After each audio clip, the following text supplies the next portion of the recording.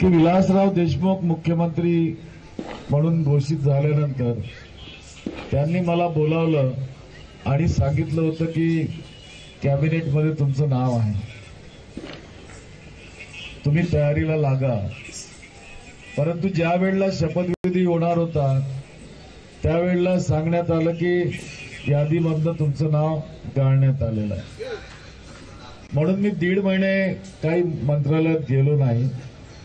आणि त्यानंतर जेव्हा गेलो, आता मतदारसंघाची कामं असतात, मुख्यमंत्र्यांना भेटावं लागतं, मंत्र्यांना भेटावं लागतं.